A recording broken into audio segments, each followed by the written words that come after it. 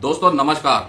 केंद्रीय कर्मचारियों को और पेंशन भोगियों को आने वाले समय में अब तक का सबसे बड़ा बोनाजा मिलने की तैयारी में है। दोस्तों ये बात मैं क्यों कह रहा हूं? 3 प्रमुख कारण इसके नजर आ रहे हैं और तीनों बहुत ही महत्वपूर्ण कारण हैं। बड़े बोनाजा की बात कर रहे हैं तो केंद्रीय कर्मचारियों के और पेंशन भोगियों के सैलरी और पेंशन से जुड़े मुद्दों की यहाँ पे चर्चा हो रही है। और जैसा कि हम पहले बता रहे थे कि महंगाई भत्ता और महंगाई राहत 31 अक्टूबर तक आ जाएगा, तो दोस्तों बहुत से पेंशन भोगियों को 31 अक्टूबर को उनका जो डियरनेस रिलीफ था उसका एरियर जुलाई 2023 से मिल चुका है और बहुत से लोगों को अभी मिलना बाकी है। तो शुरुआत हो चुकी है बोनाजा की। महंगाई भत्ते और महंगाई राहत के बाद दूसरा जो सबसे बड़ा इवेंट जो तमाम पेंशनर्स के लिए आने वाला है वो है नोशनल इंक्रीमेंट के ऊपर पेंशनरी बेनिफिट और उसके जरूरी निर्देश सरकार की तरफ से। मुद्दा ये सीरियस कंसीडरेशन में चल रहा था, बार बार आवाज उठाई जा रही थी कि जजमेंट हो गया, अब जरूरी निर्देश सरकार की तरफ से दिए जाए ताकि तमाम मंत्रालय उन तमाम पेंशनर्स को जो 30 जून और 31 दिसंबर को रिटायर हुए उनकी पेंशन को रिवाइज किया जाए और नोशनल इंक्रीमेंट का बेनिफिट देने के बाद जो भी उनका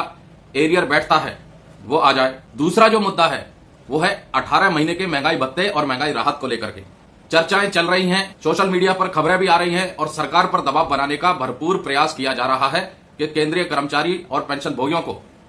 जो उनका 18 महीने का महंगाई भत्ता और महंगाई राहत सरकार ने देने से मना कर दिया था उसको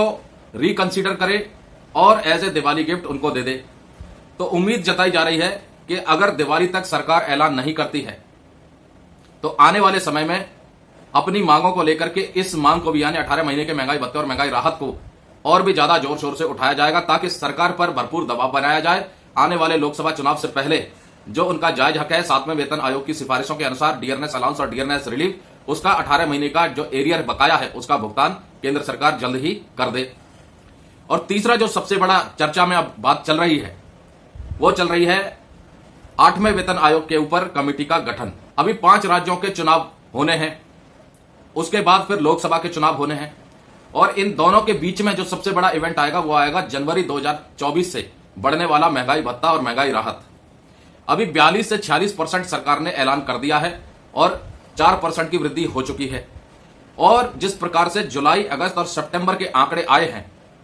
उससे अनुमान बैठ रहा है कि 4% की वृद्धि जनवरी 2024 से भी आपके महंगाई भत्ते और महंगाई राहत में देखने को जरूर मिलेगी और सरकार की तरफ से ऐलान भी हो सकता है जल्द ही, जैसे ही दिसंबर के आंकड़े आ जाएंगे उसके बाद तो आपका महंगाई भत्ता और महंगाई राहत 50% तक पहुंच जाएगा। और 50% तक पहुंचने के बाद जो खबरें आ रही हैं सोशल मीडिया पर, बेसिक पे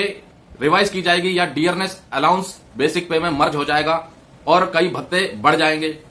उनको भी रिवाइज किया जाएगा। यानी कि बेसिक पे में अगर डियरनेस अलाउंस और डियरनेस रिलीफ का पैसा जोड़ दिया तो भी आपकी बेसिक पे बढ़ेगी। और उसके बाद 8वें वेतन आयोग की जो कमेटी के गठन की चर्चा हो रही है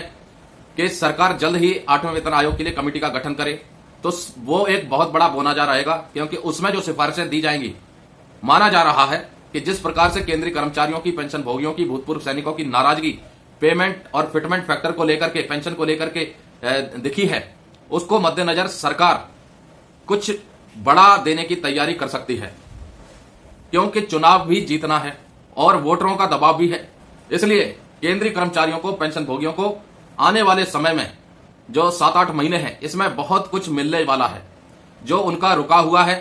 वो भी मिलने की पूरी संभावनाएं बनती जा रही हैं क्योंकि जिस प्रकार से संगठनों के माध्यम से सरकार के ऊपर दबाव बनाने का प्रयास किया जा रहा है उससे तो यही जाहिर होता है कि सरकार पर दबाव बन रहा है और कर्मचारियों की, पेंशन भोगियों की नाराजगी कहीं ना कहीं साफ दिखाई दे रही है। वो भी एक दबाव है क्योंकि कोई भी सरकार नहीं चाहेगी कि उनके हाथों से एक बहुत बड़ा वोट बैंक निकल जाए।